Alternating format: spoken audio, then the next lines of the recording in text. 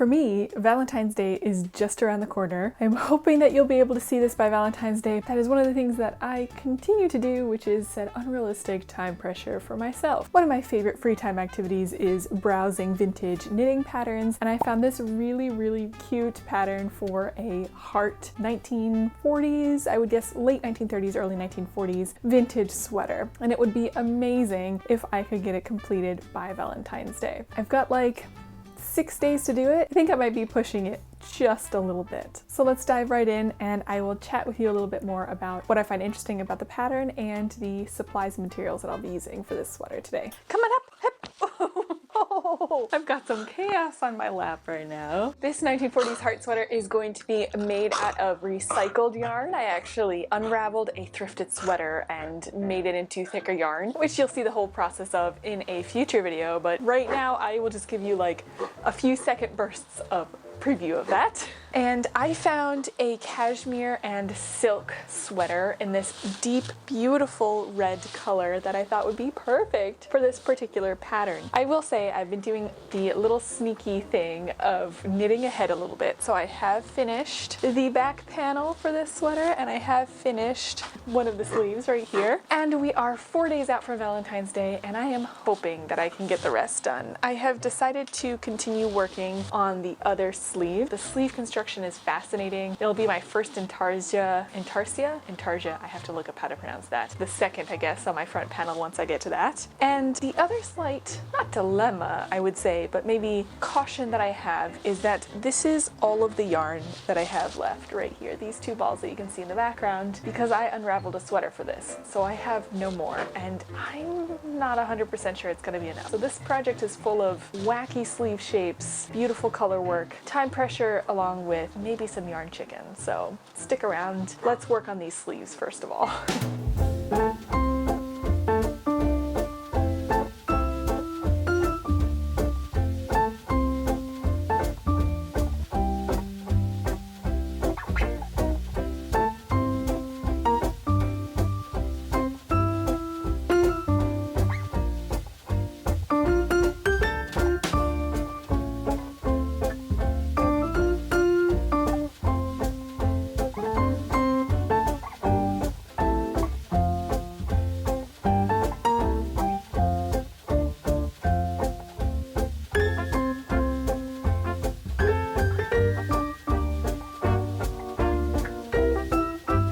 I've already worked.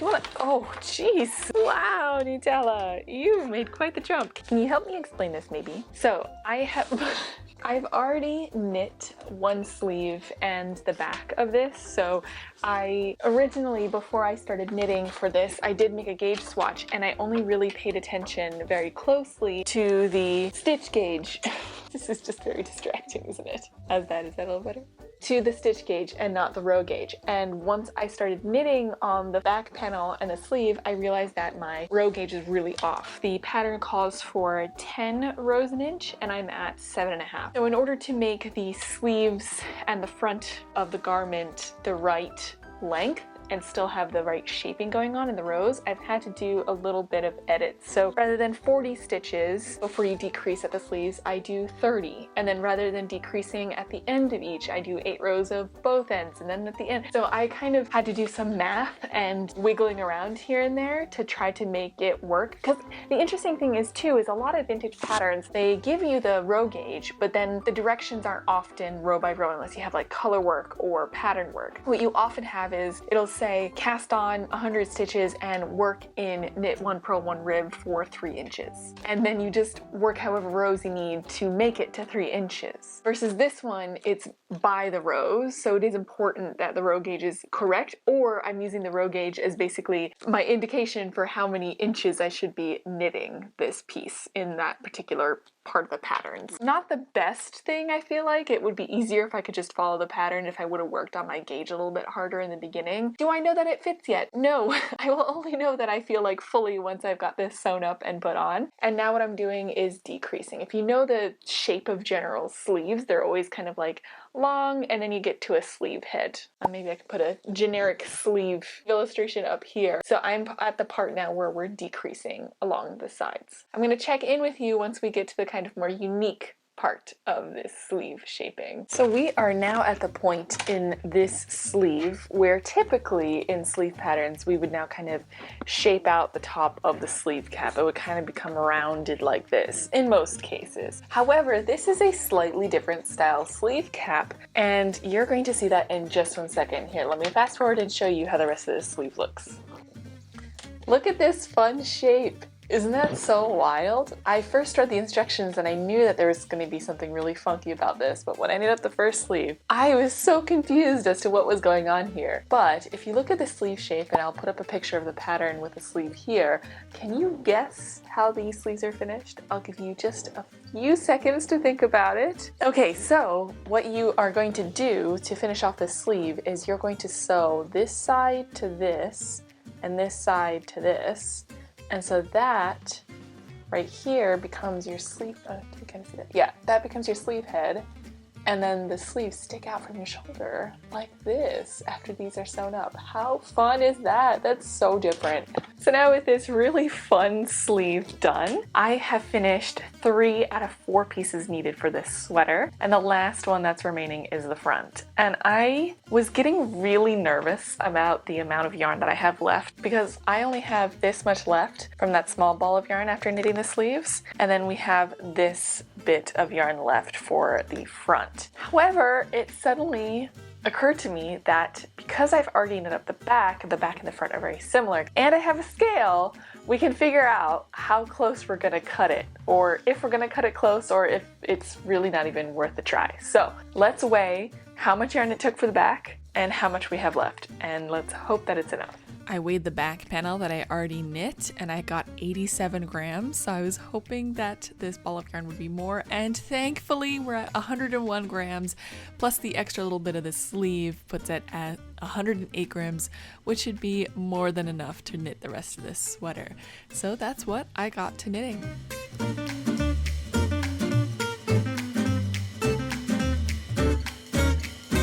I have been knitting like the wind, which means that we are this far on the front piece. I've increased all the way to the underarms, then decreased for the armhole. I did the little yarn overs and knit 2 togethers there for the border part of the color work. And now it's time to do the color work portion. And this is going to be where I knit intarsia.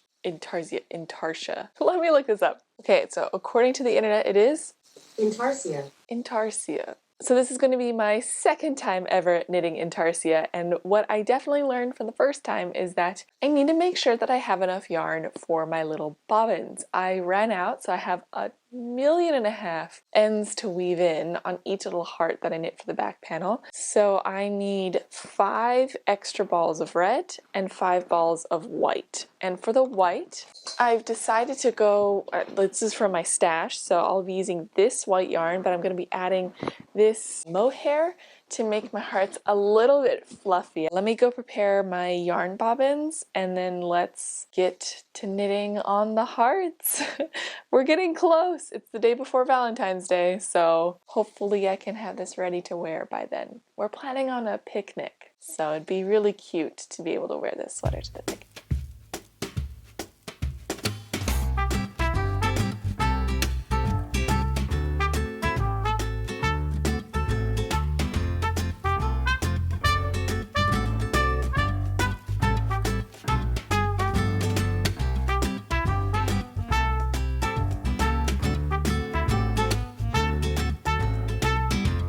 So the intarsia is set up for the hearts. I've got 5 hearts on the front, which mirrors the back. When I did the back panel, I tried a lot harder and I wound everything up onto bobbins, but they ended up all slipping out. So these are just hanging loose and free down my leg like this, and I guess I will detangle them as needed. I match with my nails to my hearts, and I've loved wearing these.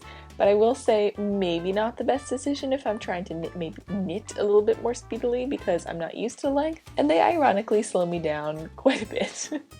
But I look very cute while knitting, so worth it. All right, I have 23 rows, of which I think 20 of them are, or 19 are pattern rows. So let us get to knitting.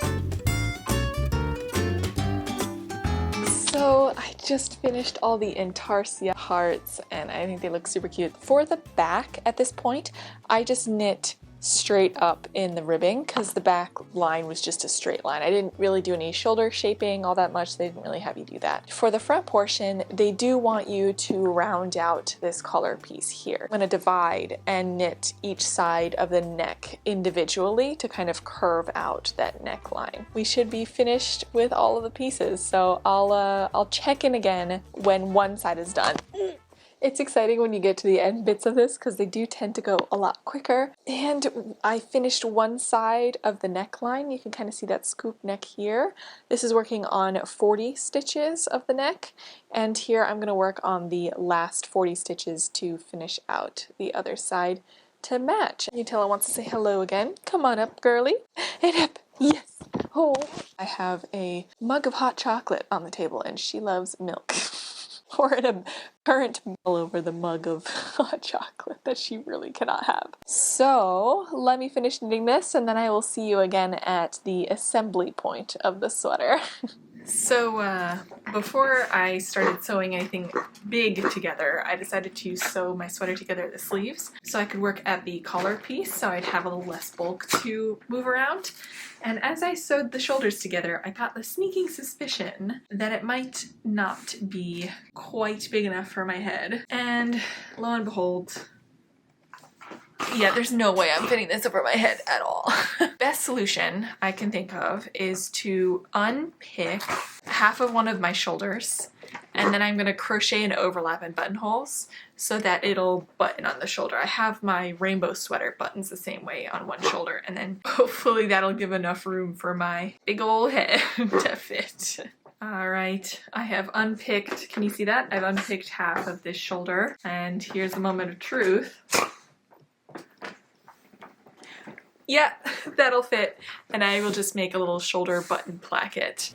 With the neck hole opening fixed, I sewed together the rest of my sweater that evening. You can see me working on the fun shaped sleeves here, and I was able to wear my sweater for the picnic for Valentine's Day, which was super cute, but I didn't quite get to show you in time. So I have had a really nice Valentine's Day, but I still want to kind of get ready to show off this sweater to you all, mimicking the illustration as close as possible. So I'm starting the night before, and it starts with setting my hair. And yes, I did cut myself some bangs. If you're on my Patreon, then you'll know that I've been going through some pretty big life changes recently. And my answer to that is always to do something very different with my hair. So we cut some bangs this time. We have to set this for a pin curl set. It's been a decent chunk of time since I last did a hair set. When I did them more regularly, I never did pin curls. I tried. I really did try. I just didn't have the coordination to get the pin curls to set. And I also didn't have the patience because in order to get my hair to actually set overnight, I needed really small pin curls. And by the time I had done like 5 pretty terrible pin curls, my patience and my arm strength had run out. So how am I going to do it today? Well, I found out about this, which is what is it called? Sculpture curler. Not cheap for basically like a simple plastic piece, but it really helps me make pin curls. You have like the smaller size and a larger size, and honestly even the larger size is a bit too, like it gives you really tight pin curls. It's still not quick. This is probably going to take me between 40 minutes to an hour to do my head. I'm going to switch you to a time lapse. It'll be a while.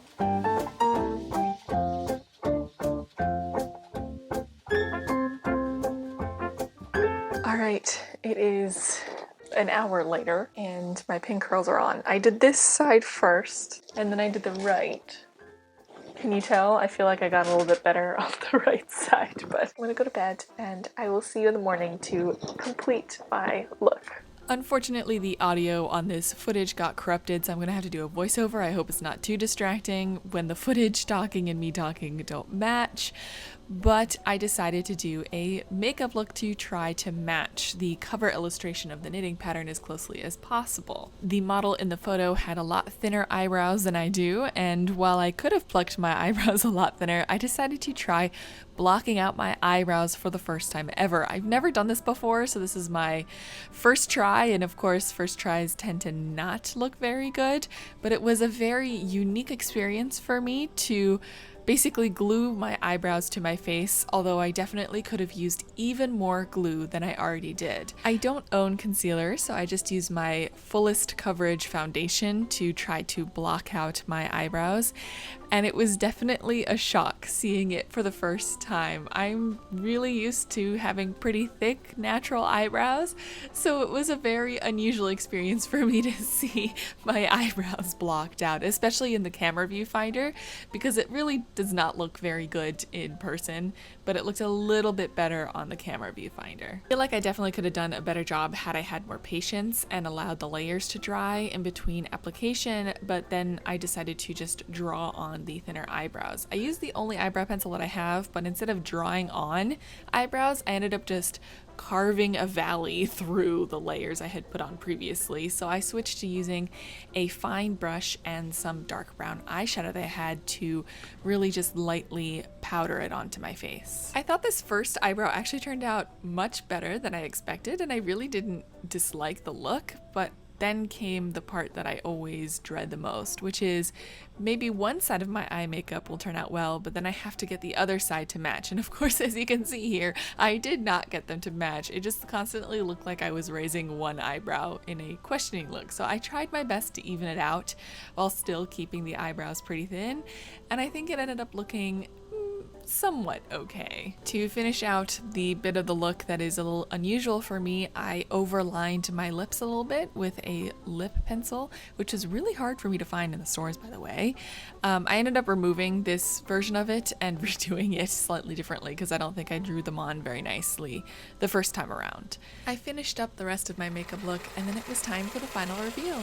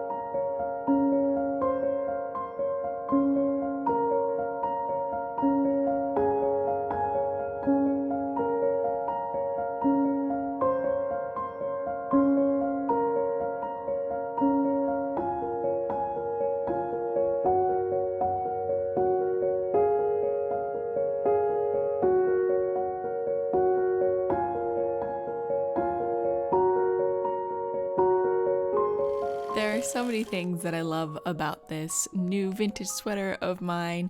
I love that I learned how to knit intarsia colorwork, the interesting sleeve construction, that I was able to recycle a thrifted sweater that I unraveled to knit this particular sweater, and it is always such a joy to be able to fill out my knitting journal.